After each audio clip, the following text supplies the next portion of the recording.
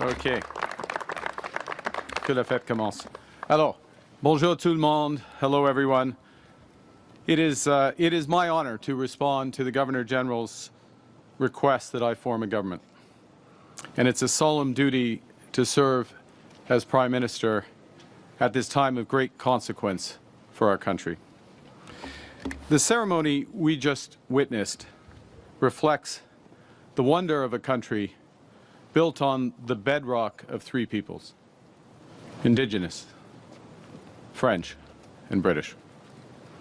The opening and closing prayers evoke the original stewards of this land. They remind us of the deep roots from which we grow and underscore the values to which we aspire. The office of the Governor General links us through the Crown and across time to Canada's proud British heritage. Et la cérémonie s'est déroulée dans nos deux langues officielles. Notre identité bilingue nous rend uniques et la langue française enrichit la culture. On these foundations, Canadians have built a dynamic nation that celebrates its diversity, that cares for the vulnerable in society, and that always strives for a better tomorrow. Ce nouveau cabinet est pleinement conscient de nos responsabilités pour renforcer les fondations de notre nation durant cette crise et pour bâtir un Canada encore meilleur. J'ai le plaisir de vous présenter l'équipe extraordinaire et qualifiée qui servira au sein de mon gouvernement et qui défendra les valeurs qui nous tiennent au cœur. Notre gouvernement changera notre façon de travailler, se concentrera sur l'essentiel et adoptera une approche axée sur l'action pour relever les défis devant lesquels nous faisons face. Canada's new government is changing how we work so we can deliver better results faster to all Canadians. We have new ministers with new ideas, ready to respond to new threats and to seize new opportunities. Canada's new government is focused on the things that matter most to Canadians: growing more higher-paying jobs, improving affordability, and making Canada more secure. Canada's new government will be action-oriented, driven by a smaller but highly experienced team made to meet the moment we are in. Our leaner cabinet will focus on two priorities in particular. First, protecting Canadian workers and their families in the face of unjustified foreign trade actions. And second, growing this great country by putting more money in Canadians' pockets, by ensuring that government spends less so Canada can invest more, by building millions of homes, by making Canada a superpower in both conventional and clean energies, by creating new trade corridors with reliable partners, and by forging one Canadian economy out of 13. We will relentlessly pursue this positive agenda because Canadians know that negativity isn't strength. They know that negativity won't pay the rent or the mortgage. The negativity won't bring down the price of groceries. Negativity won't win a trade war. We know that by building together, we can give ourselves far more than anyone else can take away. Nous sommes maîtres chez nous. Notre pays est Canada fort. Et notre gouvernement est uni et fort.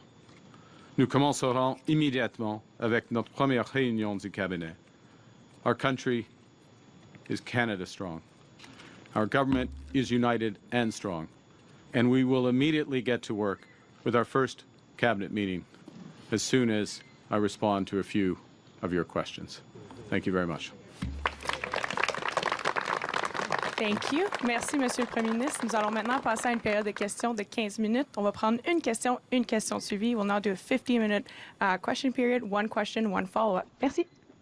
Raymond Filion de TVA. Bonjour, Monsieur le Premier ministre. Juste ici. Okay. Enchanté.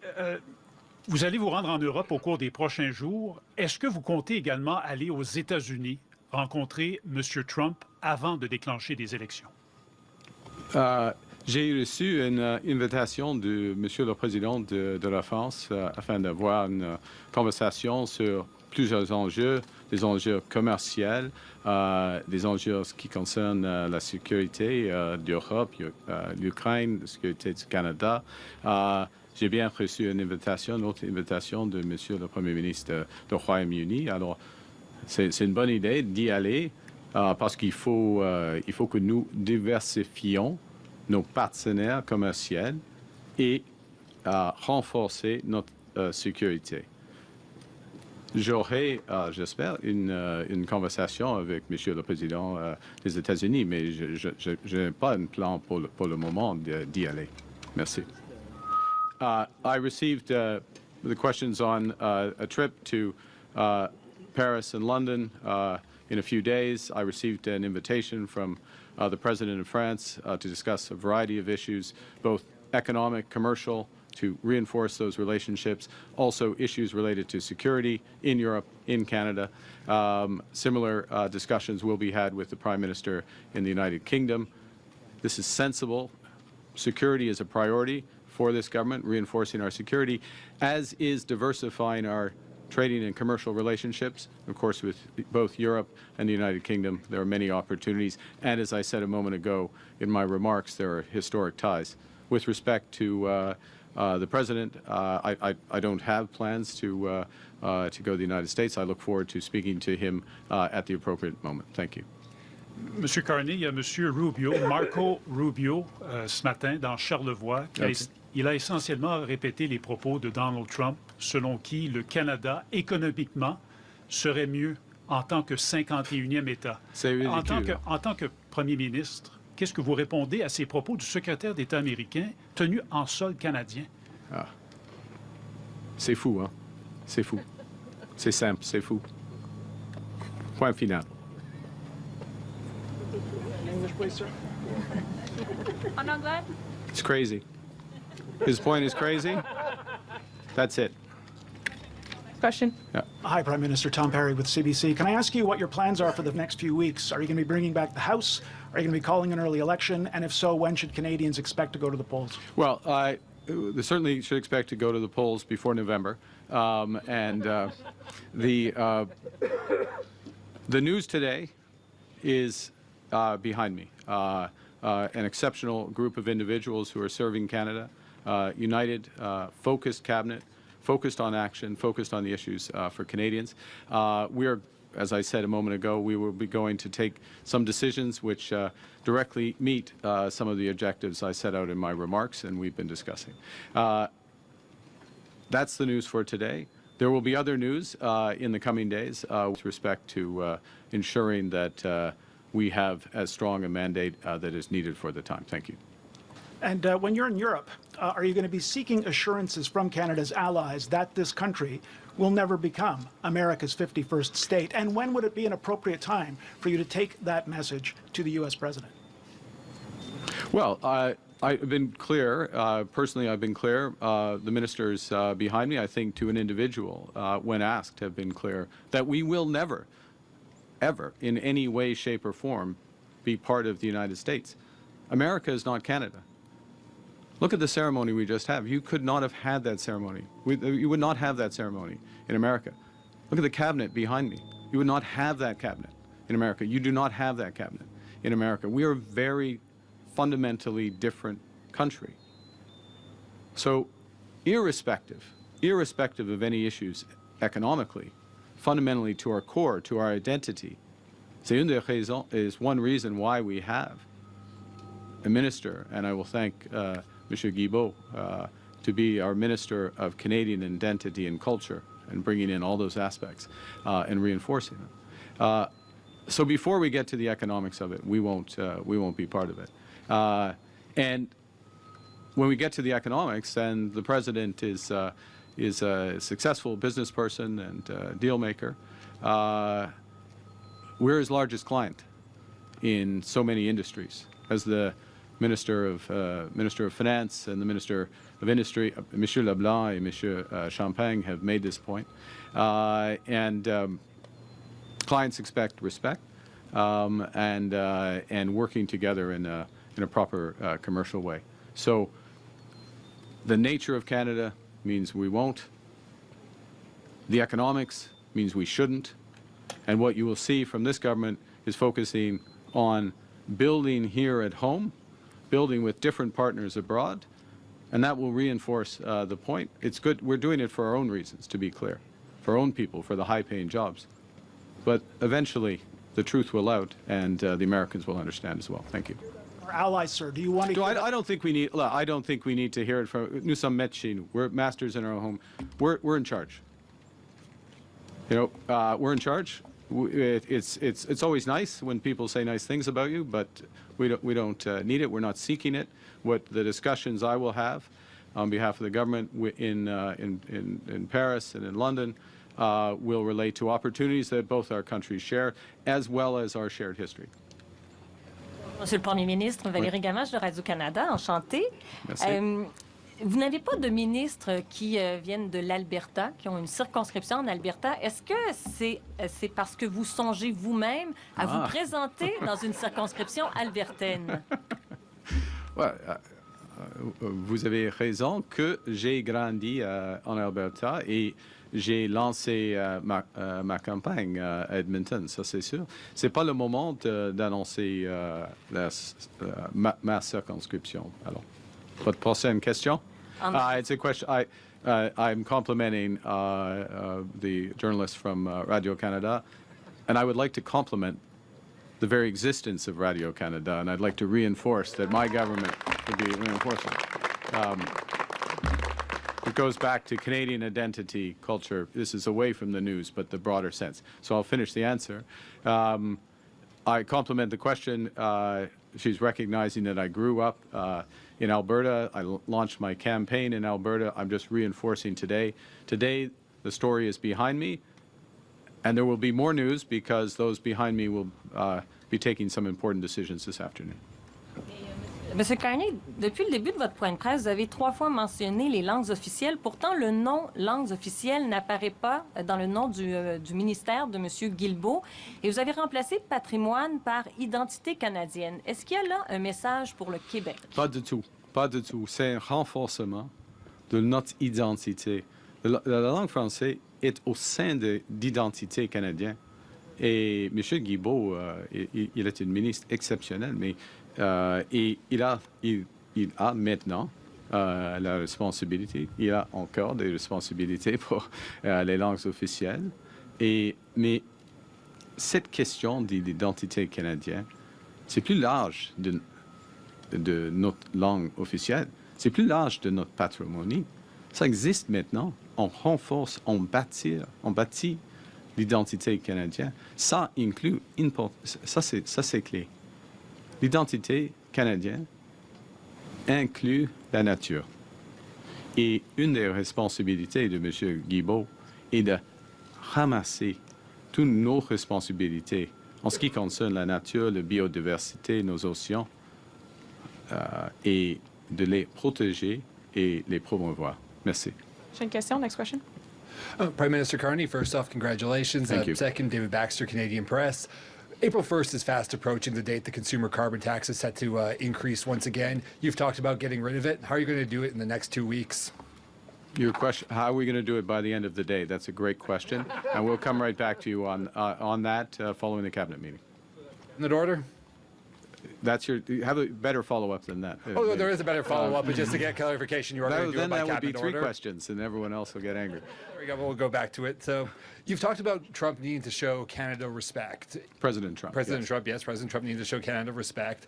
You said that again just now. Are you not going to speak with President Trump until he cuts out this 51st state talk? No. I look forward to speaking with President Trump. Just to be clear, we respect the United States. We respect President Trump. President Trump has has put some very important issues at the top of his agenda. We understand his agenda. We understand the importance of addressing the scourge of fentanyl, which is a challenge here in Canada as well as the United States. And I would say that the measures that have been put in place in recent weeks in Canada and Mexico, also the United States, means that we are making tremendous progress. I'll speak specifically for Canada against fentanyl. We understand the importance President Trump places on American workers and American jobs. We want him and his administration to understand the importance we put on Canadian workers and Canadian jobs. And we will look for avenues to work together so that both objectives are met in terms of both our great economies, just as we are doing, and the people behind me have led this, just as we are doing with respect to the scourge of fentanyl. Thank you. Prochaine question. Next one. Hi, Prime Minister Carney. I'm Jillian Piper with Global News. I understand that your assets have been put into a blind trust. I wanted to ask you, what is the value of the assets and where did they come from? How can Canadians know that there's no conflict of interest if they don't know where the assets come from? That's an odd question, or odd way of framing it. The assets are in a blind trust. So, and can I point out that for those who don't follow this, I have 6 months to put, or 120 days to put the assets in a blind trust. I already have put the assets in a blind trust. And once assets are in a blind trust, you don't know that, by definition, you don't know the assets because the trustees take over the responsibility. I would like to reassure you that the assets that I have were earned through employment. Employment income, employment as a public servant, and employment in the private sector. And I would note as well that employment in the private sector is something that the Leader of the Opposition has never experienced. And I would point as well that complying or meeting standards expected of a leader of a party, let alone a Prime Minister, is something that the Leader of Opposition has not respected either, and I'm speaking directly with respect to his refusal, still at a time of great crisis, to get his security clearance, something I managed to do in 2 weeks. En ce qui concerne mes actifs, j'ai eu des jobs dans le secteur privé, dans le secteur public, et j'aurai des actifs maintenant, et c'est dans une fiducie avec, en effet, je ne sais plus la composition des actifs. Ça, c'est le point d'avoir. Et j'ai mettre mes affaires dans une position, en ce qui concerne la fiducie avec, avant d'être Premier ministre. Avant d'être Premier ministre, j'aurais une centaine, 100 jours, 120 jours de le faire. Et le chef d'opposition, il est incapable, il refuse d'être, probablement il est capable, mais il refuse d'avoir sa carte sécuritaire après 3 années. C'est inacceptable pour moi. Prime Minister, you keep pointing at the group behind you, your new cabinet. There's only 2 representatives from the West. What's your message to Western Canada? So the numbers in the cabinet are all necessarily smaller because the cabinet is much smaller. And the cabinet is much smaller because it's focused on the issues that are most important to Canadians, meeting the moment, and the moment is a moment of crisis. We have very capable, exceptional members from Western Canada in there, as well as deputies from the West. But it's a factor when you reduce things down. And I'm Prime Minister of all of Canada, of course, and I'm from the West. And I would note maybe as well. And this is a challenge I think we have. I'll just make a general point. Let's take an example of Chrystia Freeland. Okay, exceptional minister, exceptional public service. Chrystia Freeland lives in Toronto. Chrystia Freeland is from the West. Chrystia Freeland is from Alberta. But people get classified in a way that limits the breadth of experience. I could give you many examples of the pan-Canadian nature of this cabinet. Last question and follow-up. Dernière question et question de suivi. Ramsey with the Toronto Star. Prime Minister, Speaking of your cabinet, the front line of your cabinet and the vast majority of your cabinet were all ministers during Prime Minister Justin Trudeau's time. How does this represent change? Well, there's a couple of things. One is this first thing, smaller cabinet, more focused on action.